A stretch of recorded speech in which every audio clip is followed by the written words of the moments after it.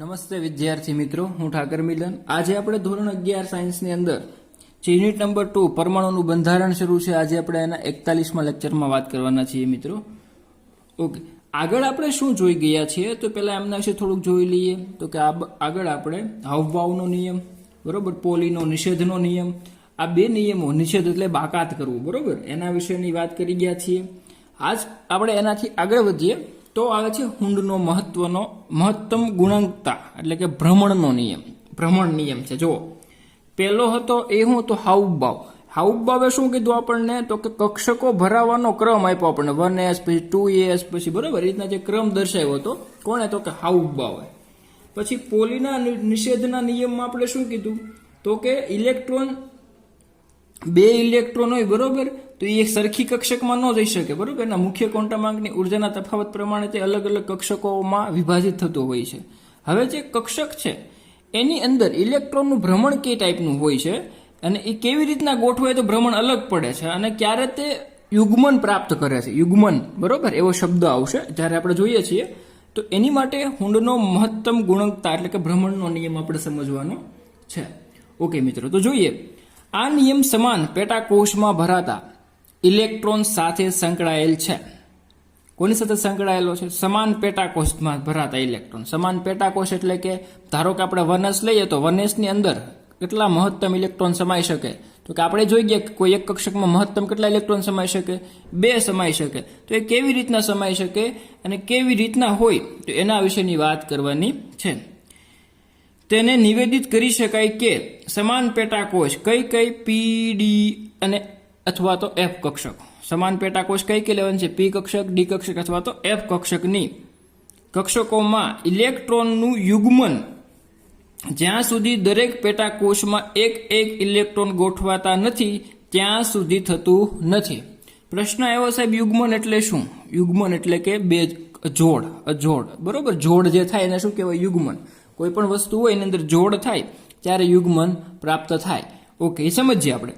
3p, 5d અને 7f કક્ષકો હોવાને લીધે pdf કક્ષકોમાં ઇલેક્ટ્રોનનું યુગ્મન 4, 6 અને 8 ઇલેક્ટ્રોન દાખલ કરવાથી થાય. ઓકે, હવે આને સમજીએ આપણે. જો પી કક્ષક છે એના પ્રકાર કેટલા કીધા આપણને? 3. એટલે હું આ પી કક્ષક અહીંયા દોરું છું. આ 1, 2 અને 3 પ્રકાર પડી ગયા. કોની વાત કરીએ છીએ? પી પ્રકારના. હવે આપણને શું કીધું કે જો યુગ્મન ક્યારે બને તો કે જ્યાં સુધી દરેક પેટાકોષમાં, એટલે જ્યાં સુધી આ દરેક પેટાકોષ થઈ ગઈ, એક ઇલેક્ટ્રોન ગોઠવાય નહીં ત્યાં સુધી થતું નથી. એટલે કે આ દરેકમાં આ ઇલેક્ટ્રોન છે, દર્શાવું છું. શું દર્શાવું છું? ઇલેક્ટ્રોન. જ્યાં સુધી એક ઇલેક્ટ્રોન બધામાં ગોઠવાશે નહીં ત્યાં સુધી યુગ્મન થશે નહીં. એટલે એક બધે ગોઠવાઈ ગયો પછી જો આ 3 ઇલેક્ટ્રોન અહીંયા મેં ગોઠવી દે, ચોથો ઇલેક્ટ્રોન આવે, ચોથો ઇલેક્ટ્રોન આ રીતે, કારણ કે આપણે ભણી ગયા વિરુદ્ધ સ્પિનમાં દર્શાવવામાં આવે છે ઇલેક્ટ્રોનને, બરોબર. તો જુઓ તમે, આ જે ચોથો ઇલેક્ટ્રોન આવ્યો એટલે શું બની ગયું? પેર બની ગઈ. આને શું કહેવાય? યુગ્મન કહેવાય. શું કહેવાય? યુગ્મન. કે જ્યારે ઇલેક્ટ્રોન છે એ એક કક્ષકમાં 2 ઇલેક્ટ્રોન વિરુદ્ધ સ્પિનમાં આવે, એક સાથે 2 જોડાય છે, બરોબર. આ જે બને છે એને શું કહેવાય છે? યુગ્મન તરીકે ઓળખવામાં આવે છે. તો અહીંયા શું કીધું આપણને કે ભાઈ પી, ડી અને એફ કક્ષકોમાં તો કે પી ના 3 પ્રકાર, ડી ના 5 પ્રકાર અને એફ ના 7 પ્રકાર છે. તો એમાં યુગ્મન ક્યારે થશે તો કે આ કક્ષકોમાં ઇલેક્ટ્રોનનું યુગ્મન. તો પી કક્ષકમાં ક્યારે યુગ્મન થાય? 4 ઇલેક્ટ્રોન આવે ત્યારે. તો જુઓ પી કક્ષકનું યુગ્મન આ 1, 2, 3 હતા, ચોથો ઇલેક્ટ્રોન આવ્યો એટલે યુગ્મન થયું, અહીંયા 2 ઇલેક્ટ્રોનની પેર બની. એવી જ રીતના ડી ના કેટલા પ્રકાર છે તો કે 5. આ 1, 2, 3, 4 અને 5, બરોબર, 5 પ્રકાર છે. તો 5 પેલા એક ઇલેક્ટ્રોન આવે. જેવો છઠ્ઠો ઇલેક્ટ્રોન આવશે, છઠ્ઠો ઇલેક્ટ્રોન આવ્યો એટલે શું બની ગયું? યુગ્મન બન્યું. તો ડી કક્ષકમાં ક્યારે યુગ્મન બન્યું? 6 ઇલેક્ટ્રોન યુગ્મન બન્યું, બરોબર. એવી જ રીતના એફમાં, તો એફના કેટલા પ્રકાર છે તો કે 7 પ્રકાર છે. તો એફના 7 પ્રકાર હોવાથી એને 7 વખત આમ 7 ઇલેક્ટ્રોન ગોઠવશો અને પછી કયો ઇલેક્ટ્રોન આવશે? 8મો. અને 8મો ઇલેક્ટ્રોન આવે એટલે શું બને છે? અહીંયા યુગ્મન બને છે. એટલે ખાસ યાદ રાખવાનું, યુગ્મન એટલે પેર, જોડ, બરોબર. એને શું કહેવાય? યુગ્મન કહેવાય. Okay, clear. તો આ વાત કરી હુંડના નિયમે. હવે ત્યાર પછીનો જે પ્રશ્ન છે આપણી માટે સામે નવો ટોપિક આવે છે કે પરમાણુઓની ઇલેક્ટ્રોનીય રચના સમજાવવાની છે. કે આપણે જે પરમાણુઓ ભણીએ છીએ અને આપણો ખૂબ આઈએમપી અને ખૂબ મહત્વનો ટોપિક છે કે ભાઈ આ જે પરમાણુઓ છે એમની ઇલેક્ટ્રોન રચના કેવી રીતના દર્શાવી. બરોબર. તો એના વિશે વાત કરીએ તો પરમાણુની કક્ષકોમાં ઇલેક્ટ્રોનની વહેંચણીને શું કહેવાય છે? ઇલેક્ટ્રોનીય રચના કહેવાય છે. એટલે પરમાણુ જે છે એના જે ઇલેક્ટ્રોન છે એની કક્ષકોમાં શું કરવાની છે? વહેંચણી કરવાની છે. ઇલેક્ટ્રોનની વહેંચણી શેમાં કરવાની છે? કક્ષકોમાં. તેને શું કહેવાય છે? ઇલેક્ટ્રોનીય રચના કહેવામાં આવે છે. જો બધા જ પાયાના નિયમો જે ઇલેક્ટ્રોનની ગોઠવણીનું સંચાલન કરે છે તેને ધ્યાનમાં રાખીએ તો જુદી જુદી પરમાણવીય કક્ષકોમાં જુદા જુદા પરમાણુઓની ઇલેક્ટ્રોનીય રચના સહેલાઈથી લખી શકાય છે. શું કીધું આમાં આપણને? તો કે આપણને જે આગળના નિયમો ઇલેક્ટ્રોન ગોઠવણી માટેના જે નિયમો આપણને કીધા, કોના કોના નિયમ આવ્યા આપણી પાસે? તો કે હાઉસબાઉનો નિયમ છે, પોલીનો નિષેધનો નિયમ છે, હુન્ડનો મહત્તમ ગુણકનો નિયમ છે. આ બધા નિયમને આપણે ધ્યાનમાં રાખીને જો ઇલેક્ટ્રોનની ગોઠવણી જુદી જુદી કક્ષકોમાં કરીએ તો સહેલાઈથી કરી શકીએ છીએ. એ સમજીએ. જુદા જુદા પરમાણુની ઇલેક્ટ્રોનની રચના બે રીતે લખી શકાય છે. કેટલી રીતે લખી શકાય છે ઇલેક્ટ્રોન રચના? બે રીતે. એક સાંકેતિક રીતે છે, એક કક્ષકીય ચિત્તારની રીતે છે. સાંકેતિક રીતે તમે જુઓ, એસ કક્ષકની ઉપર એ લખ્યો છે, એ એટલે ઇલેક્ટ્રોનની સંખ્યા. પી કક્ષકની ઉપર બી લખ્યો છે, એટલે બી છે પી કક્ષકના ઇલેક્ટ્રોનની સંખ્યા. ડી ની ઉપર સી લખ્યો તો સી શું થશે? તો કે ડી કક્ષકમાં રહેલા ઇલેક્ટ્રોનની સંખ્યા. અથવા તો તમે ચિત્તાર સ્વરૂપે લખી શકો એક ખાનું. એક કક્ષક પી એસ નો પ્રકાર કેટલા હોય? એક ખાનું. પી ના કેટલા પ્રકાર? તો કે 3, એટલે 3 ખાના પડ્યા. ડી ના કેટલા પ્રકાર? તો કે 5 પ્રકાર, તો 5 ખાના પડ્યા. બરોબર. હવે એમાં ઇલેક્ટ્રોન ભરવાના થતા હોય અને એ તત્વના પરમાણુ ક્રમાંક આપણને બધાને ખબર હોય, કારણ કે આપણે તત્વના પરમાણુ ક્રમાંક પાકા કરેલા હોય તો આપણને એના પરમાણુ ક્રમાંક પરથી આપણને શું મળે છે? ઇલેક્ટ્રોનની સંખ્યા મળે. અને આ જે ઇલેક્ટ્રોનની સંખ્યા મળે એ આ ખાનામાં બંધ બેસતી કરવાની. હવે એનો ક્રમ આવે હાઉસબાઉના નિયમ પ્રમાણે આપણે જોઈએ તો કક્ષકોનો ક્રમ છે કે પહેલા 1s માં ઇલેક્ટ્રોન જાય, પછી 2s માં જાય, પછી 2p માં જાય. બરોબર. એના વિશે વાત કરીશું. આગળ જોઈએ તો શું કીધું? આજે પ્રથમ સાંકેતિક ભાષા છે, એટલે કે આપણે આવી ભાષા જોઈએ એસ ની માથે એ ઘાત, પી ની માથે બી ઘાત, ડી ની માથે સી ઘાત. આજે પ્રથમ સાંકેતિક ભાષામાં પેટાકોષને એવી રીતે દર્શાવવામાં આવે છે કે સંબંધિત અક્ષર સંખ્યા લખવામાં આવે છે અને હાજર ઇલેક્ટ્રોનની સંખ્યાને મૂર્ધક તરીકે, એટલે કે એબીસીડી તરીકે ઉપર, મૂર્ધક એટલે ઉપર લખવામાં આવે છે. બરોબર. એ જોઈ લીધું આપણે, મેં તમને સમજાવી દીધું.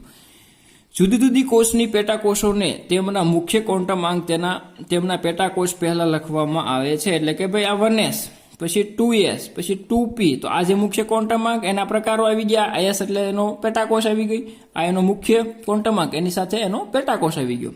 એ રીતના લખવામાં આવે છે. બીજી સાંકેતિક ભાષા કે જે ચોકઠા ચોરસ ટાઈપની આપણે જે શીખ્યા. બરોબર. બીજી સાંકેતિક સંકેતમાં દરેક પેટાકોષને બોક્સ તરીકે દર્શાવવામાં આવે છે. તો અહીં બોક્સ બતાવેલા જ છે. અને ઇલેક્ટ્રોનને તીર વડે ધન ભ્રમણ, જો ઉપરનું તીર કરો એટલે કયું ભ્રમણ છું? ધન ભ્રમણ. અને આવી રીતના નીચેનું તીર કરો તો કયું ભ્રમણ થાય છે? ઋણ ભ્રમણ. ધન ભ્રમણ અને ઋણ ભ્રમણ તરીકે દર્શાવવામાં આવે છે. બીજા સંકેતના પહેલા સંકેત કરતા ફાયદો એ છે કે ચારેય ક્વોન્ટમ અંકો દર્શાવે છે. કઈ સંકેત છે ચારે ચાર ક્વોન્ટમ અંક દર્શાવે? તો કે બીજો, આ બોક્સ વાળો બોક્સ છે ને એ ચારે ચાર ક્વોન્ટમ અંકને દર્શાવે છે. સમજાય છે? જ્યારે પહેલો ક્વોન્ટમ અંક છે એ માત્ર ને માત્ર 3 બતાવશે. ચુંબકીય ભ્રમણ ક્વોન્ટમ અંક દર્શાવશે નહીં. સ્પિન ક્વોન્ટમ અંક ન દર્શાવે, કેમ કે એમાં ઇલેક્ટ્રોનની સંખ્યા જ તમે દર્શાવો છો. ક્લિયર? ઓકે. હવે આપણે ઇલેક્ટ્રોન રચના સમજીએ. એક એક પરમાણુની લેતા જઈએ અને સમજતા જઈએ. હું તમને અમુક શીખવાડીશ, અમુક તમારે જાતે કરવાની થશે, પણ એક આઈડિયા અને એનો લોજિક ચોક્કસ હશે. જો આપણે વાત કરીએ પહેલા હાઇડ્રોજન માટેની, તો હાઇડ્રોજન પરમાણુને એક જ ઇલેક્ટ્રોન હોય તો આપણને ખબર છે હાઇડ્રોજનનો પરમાણુ ક્રમાંક 1, તો ઇલેક્ટ્રોનની સંખ્યા કેટલી હોય? 1 જ હશે. જે સૌથી ઓછી ઉર્જાવાળી હાઉસબાઉના નિયમ પ્રમાણે કઈ કક્ષક આવે? 1s કક્ષકમાં આવશે. એટલે એક ઇલેક્ટ્રોન ક્યાં જશે? 1s માં જશે. હવે પહેલી સાંકેતિક ભાષામાં દર્શાવીએ તો કક્ષક કઈ નક્કી થઈ? 1s. ઇલેક્ટ્રોનની સંખ્યા કેટલી? તો કે 1. એનું ઉપર લખવાની, ઇલેક્ટ્રોનની સંખ્યાને ક્યાં લખવાનું? ઉપર. તો 1s1. આ કોની ઇલેક્ટ્રોન રચના થઈ ગઈ? હાઇડ્રોજનની. ઓકે. બોક્સ ટાઈપ લખવી છે તો બોક્સ બનાવો. કઈ કક્ષક છે? તો કે 1s. ઇલેક્ટ્રોન કેટલો? તો કે 1 હોય એટલે પેલા ધન બતાવો, એટલે ઉપરની રાઈટ થશે. તો આ કોની થઈ ગઈ? હાઇડ્રોજનની ઇલેક્ટ્રોનની રચના થઈ ગઈ. જો અહીં મેં તમને દર્શાવ્યું છે H માટેની 1s અને 1s કક્ષકમાં એક ઇલેક્ટ્રોન બંને સ્વરૂપે દર્શાવ્યું છે ને. ઓકે. હવે વાત કરીએ એનો અર્થ જો અહીં શું કીધું, ઇલેક્ટ્રોન રચના 1s1 છે, જેનો અર્થ થાય કે એક ઇલેક્ટ્રોન કઈ કક્ષકમાં આવેલો છે, 1s કક્ષકમાં આવેલો છે. આનો મતલબ દર્શાવ્યો 1s1 એટલે કે 1s કક્ષકમાં કેટલો ઇલેક્ટ્રોન છે, એક ઇલેક્ટ્રોન છે. હવે એવી રીતના આપણે વાત કરીએ હિલિયમ માટે. હિલિયમનો પરમાણુ ક્રમાંક કેટલો, તો કે 2, એટલે ઇલેક્ટ્રોનની સંખ્યા કેટલી થઈ, 2 થઈ. ઓકે, હવે આપણે એવું શીખી ગયા કે ભાઈ કોઈ પણ એક કક્ષક હોય એની અંદર મહત્તમ ઇલેક્ટ્રોન કેટલા સમાઈ શકે, તો કે 2 સમાઈ શકે. બરોબર. હવે ઓછી ઉર્જાવાળી કક્ષક કહીએ તો કે પહેલા આવશે 1s, એટલે કે 1s માં કેટલા ઇલેક્ટ્રોન છે હિલિયમ પાસે, તો કે 2. તો 1s2 બંને આમાં સમાઈ જાય, તો કે હા 1s પાસે 2 ઇલેક્ટ્રોન સમાવવાની ક્ષમતા છે, એટલે બંને અહીંયા સમાઈ ગયા 1s2. બરોબર. તો એને સાંકેતિક રીતે દર્શાવવું તો 2 તીર, જો એક તીર ઊભું અને એક તીર નીચે, ધન અને ઋણ, ઉપર અને નીચે, તો આ 2 ઇલેક્ટ્રોન થઈ ગયા. તો આમાં આનો મતલબ શું, તો કે 1s કક્ષકમાં કેટલા ઇલેક્ટ્રોન છે, 2. કોની માટે, તો કે હિલિયમ માટે. હવે લિથિયમનો પરમાણુ ક્રમાંક કેટલો, તો કે 3 પરમાણુ ક્રમાંક છે. તો 3 એટલે જો 1s માં મહત્તમ કેટલા સમાઈ શકે, તો કે 2 જ સમાઈ શકે, એટલે 1s2. તોય છતાં 2 ગયા, હજુ એક ઇલેક્ટ્રોન વહી ગયો, તો 1s પછીની કક્ષક હાઉસબાઉના નિયમ પ્રમાણે કઈ આવે, તો કે 2s આવે. તો 2s માં તો વજો કેટલો, તો કે 1 અહીંયા ગોઠવી દીધો. મહત્તમ કોઈ પણ કક્ષકમાં ઇલેક્ટ્રોન સમાવવાની ક્ષમતા કેટલી હોય, તો કે 2. આવું જોઈ ગયા આપણે કે 1s માં 2 હમણાય. પછી જો 2px હોય ને, તો 2px માં 2 સમાય, 2py હોય એમાં 2 સમાય. પેટા પ્રકાર કહું છું, બરોબર. એવી રીતના s માં કેટલા સમાશે, 2.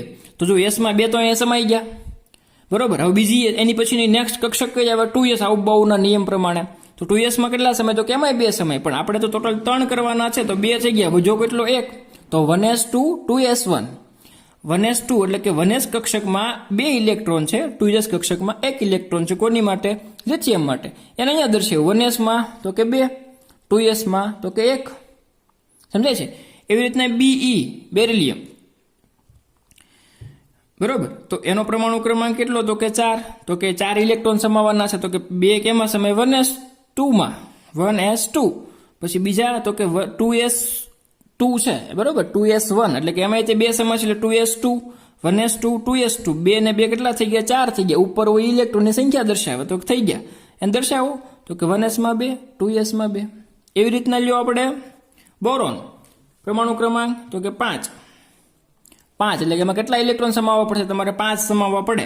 તો તમને 4 સમાવતા આવડી ગયા કે ભાઈ 1s ની અંદર મેક્સિમમ 2 સમાય, 2s માં મેક્સિમમ કેટલા સમાય, 2 સમાય. તો હવે 2s પછીની નવી કક્ષક કઈ આવે, હાઉસબાઉના નિયમ પ્રમાણે 2p આવે. 2p માં કેટલા સમાય, તો કે 2p ના તમે પ્રકાર ન પડો તો મેક્સિમમ 6 સમાય. કેટલા સમાય, 6. તો જો 1s2 2s2, તો કે 4 છે ને સમાવવાના કેટલા, 5. તો જો એક તમે સમાવી દીધું અહીંયા, તો કેટલા થઈ ગયા, 6 થઈ ગયા. તો એને સાંકેતિક ભાષામાં લખો તો 1s માં 2, 2s માં 2. હવે p ના પાછા 3 પ્રકાર પાડવાના ને આવી રીતના, બરોબર. તો એમાં 1 ઇલેક્ટ્રોન એટલે પહેલા અહીંયા જ ભરાય, જો બીજો હોય તો અહીંયા ભરાય, ત્રીજો હોય તો અહીંયા ભરાય, ચોથો હોય તો પાછો અહીંથી નીચે શરૂ થાય. પછી 4 આવે એટલે અહીંથી આમ નહીં કરવાના, 2 હોય તો ક્રમશઃ બધી સરખી ભરાતી જાય. જોઈએ આપણે આગળ, બરોબર. હાલો હવે આપણે જોઈએ બોરોન વિશે જોઈ ગયા. પછી આવે છે કાર્બનનો પરમાણુ ક્રમાંક કેટલો, તો કે 6. એમાં ઇલેક્ટ્રોન કેટલા સમાવવાના, 6. તો કે જો 1s2 2s2 2p2.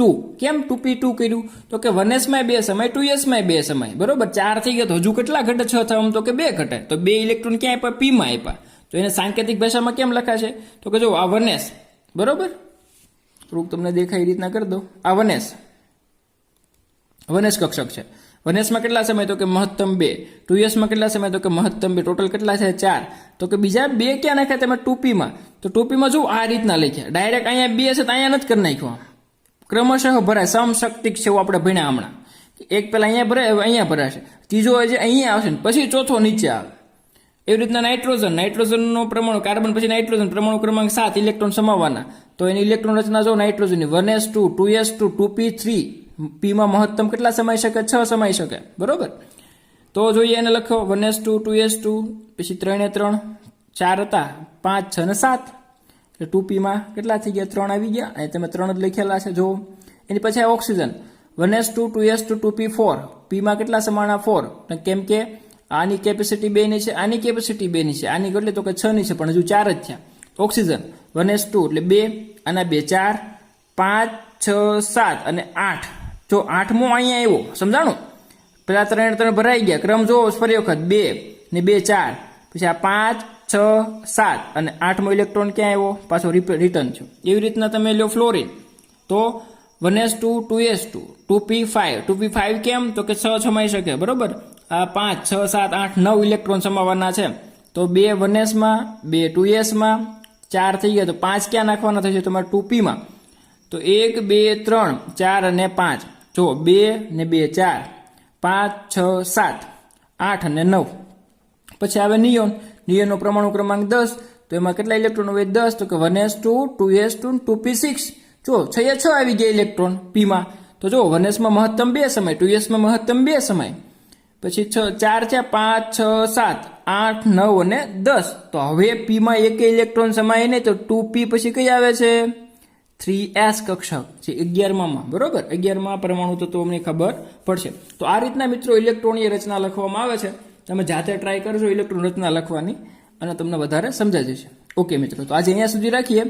Thank you.